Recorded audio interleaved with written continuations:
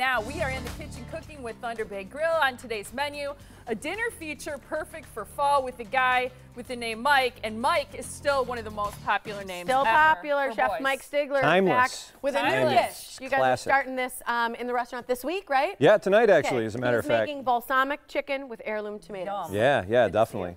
Good to Great see you as name, well. Mike. Thank you very much. Very I enjoy solid. it. Yeah, it's Yeah. been with me my whole life. Hope to keep it for a while. You're a full Michael, right? Yeah, full on Michael. Does anybody you bet. call you Michael in your life? Only the women that I've had in my life, like my mom, my sisters, my wife. Your perfect wife. My perfect wife. People, when they're angry with me, will sometimes break out a Michael, you know, but usually it's just Mike. The full name treatment. Yep, Yeah, I get it. exactly. This smells fantastic. It's got some great colors in it too, and Yeah. flavors. Yeah. Heirloom tomatoes, I'm seeing a lot of them. I like the variegated color seasonal. of tomatoes. The variegated colors are very nice, definitely. Yes. That's That a was good word. Really, yeah, you Can I pulled use that one one? up I'm today. going to use that one in my next application here. My next application. So I've got a couple different things going on over here today. So in this pan over here, I've got going what's going to be the base of our dish. So this has got roasted mushrooms in there, and then we have some Orzo pasta.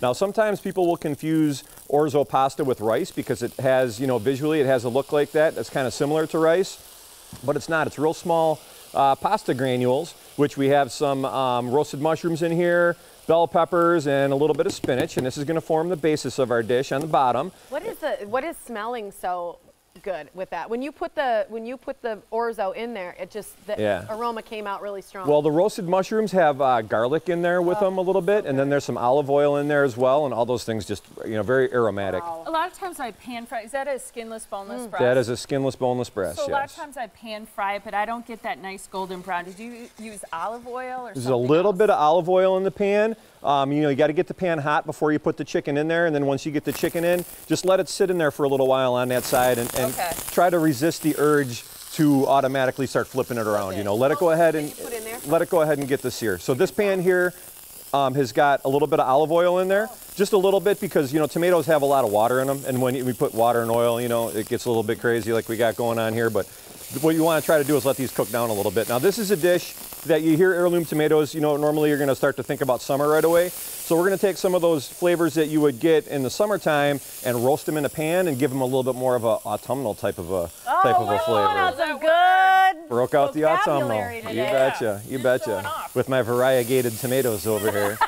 So we're going to let these cook in the pan and try to roast them down. What you want to try to do is we're looking to blister the skin on there a little bit and get a little bit of a char going. So I put some garlic in there as well. And you also want to leave these kind of sit in the pan a little bit without fussing with them too much, because that's how you're going to get that nice color going on there. Then I'm going to grab a little bit of white wine from over here. Okay. And put a little splash of that in there as well too.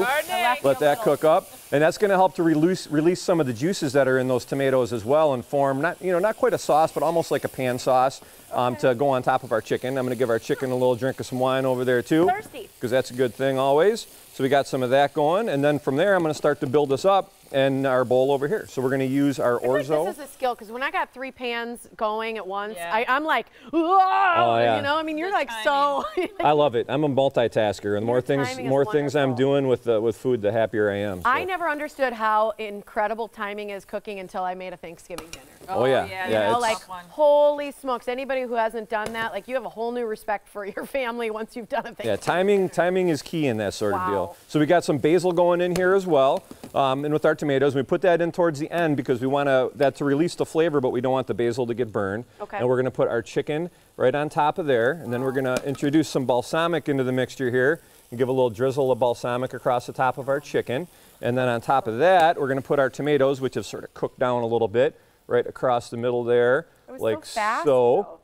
And then we are going to finish that up with a little bit of Asiago cheese on top of there, and then one final drizzle of balsamic across the top there. Oh, that's beautiful. And then we're going to hit it with a little bit of crostini, which has some 3 cheese spread on there, which we popped in the oven. And there you have the balsamic chicken with pan roasted heirloom tomatoes. There you go. Thunder Bay Grille. Like, it was perfect. Is your patio still open right now? It was like 50 yesterday. So Depending on you know what the weather is like, yeah, it is. We have space heaters that we put out there, so yeah, I mean if it's a nice sunny warm day, we'll keep it open. I want to talk about Thanksgiving, but real quick with this is a new dinner feature. Yes. Not for lunch. Correct. So only for dinner. It's new, but will it stay on the menu for a while? We are actually on the brink of doing a menu revision, and this is one of the dishes that we're looking at putting on the new menu. So come on out, give it a try, get a little bit of an early taste of something that might become a permanent fixture in Thunder Bay dinner menu. And then from Thanksgiving, you're only open from what, 10 to 4? Yeah, 10 to 4 we're accepting reservations, and that's for our annual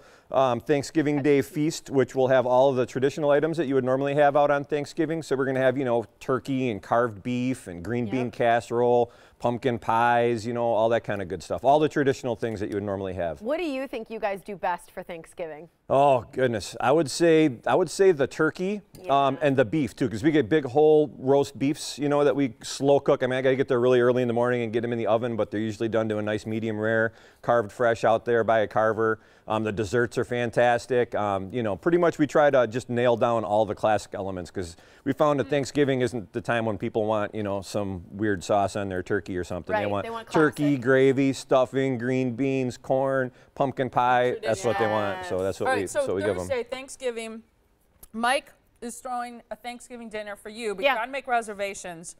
From 10 to 4, they are serving all the fixings, turkey, all the traditional wonderful food at Thunder Bay. So call now to make a reservation, 262-523-4244, thunderbaygrille.com. Thanks, Mike. Thank you.